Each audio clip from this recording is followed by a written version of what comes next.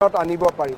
25,000 ল'ৰা ছোৱালীক 2 লাখ টকাৰ অনুদানৰ বাবে নিৰ্বাচিত কৰিছোঁ।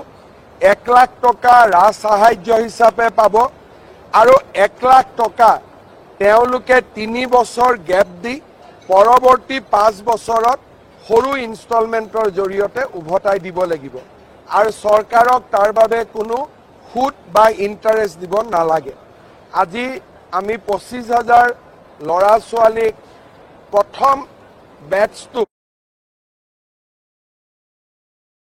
75,000 নিৰ্বাচনৰ বাবে নিৰ্দিষ্ট সময়ত আমি বাকী 75,000 ল'ৰা ছোৱালীকো এই আঁচনিৰ অধীনত আনিব পাৰিম। 25,000 ল'ৰা ছোৱালী আপোনালোকে নিশ্চয় শুনা পালে মুখ্যমন্ত্ৰী মহোদয়ে যি কথা ক'লে যে CM ত্ৰিপুলৰ যিখিনি চিলেকশ্যন পাইছে তেওঁলোকতো পইচাখিনি দিয়া হৈছে আৰু বাকী যি 75,000 ৰৈ গ'ল সেইখিনিকো নিযুক্তি দিব।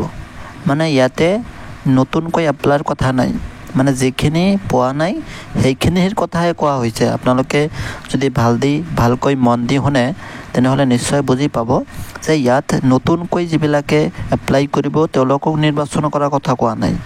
ইয়াত কোৱা হৈছে যে বাকী যি 75,000 ৰৈ গ'ল সেইখিনিক নিৰ্বাচন কৰিব বুলি ইয়াতে কৈছে। তো এতিয়া আপোনালোকে বুজিছে চাগে যে মুখ্যমন্ত্ৰী মহোদয়ে যি কথা কৈছে যে 75,000 বাকী যিখিনি ৰৈ গৈছে, 75,000 যিখিনি যুৱক যুৱতী আছে সেইসকলক পিছৰ পৰ্যায়ত পইচাখিনি দিব।